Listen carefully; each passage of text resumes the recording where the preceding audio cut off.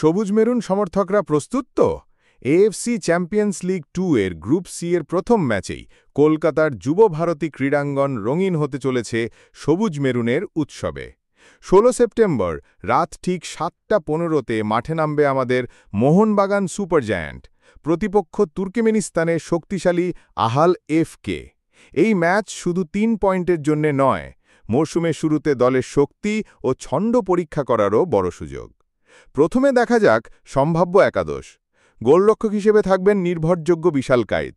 Defence লাইনের ডান দিকে অভিষেক সিং, কেন্দ্রে টম অলরেড এবং অ্যালবার্ট রড্রিগেজের জুটি, আর বাম দিক সামলাবেন অভিজ্ঞ শুভাশিস বসু। মিডফিল্ডে ডাবল পিভাট হিসেবে আপুইয়া ও অনিরুদ্ধ থাপার মেলবন্ধনই হবে খেলার গতি নিয়ন্ত্রণে চাবিকাঠি। আক্রমণভাগে বাঁ দিকে লিস্টন কালাসো, ডান দিকে মনবীর সিং এবং মাঝখানে অ্যাটাকিং মিডফিল্ডে থাকবেন ব্রাজিলিয়ান তারকা র্যাপসন রবিনো অথবা ডিমিত্রি পেট্রাটোসের মধ্যে যে কেউ। মূল স্ট্রাইকার হিসাবে আছেন গোল শিকারী জেমি ম্যাকলারেন, যার গোল করার ধারালো দক্ষতা ম্যাচের ভারসাম্য বদলে দিতে পারে।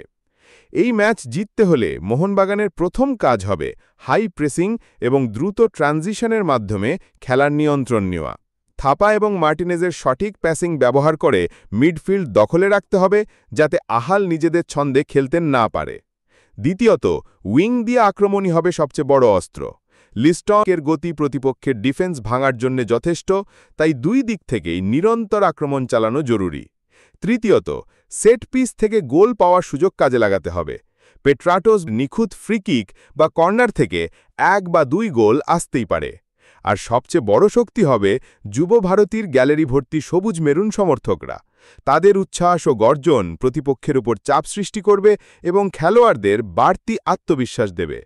মার্কেট ভ্যালুতে তুলনা করলে মোহনবাগানের দল প্রায় ২৫ থেকে ২৮ মিলিয়নের, যেখানে আহাল এফকের দল প্রায় ৫ থেকে ৬ মিলিয়নের মতো।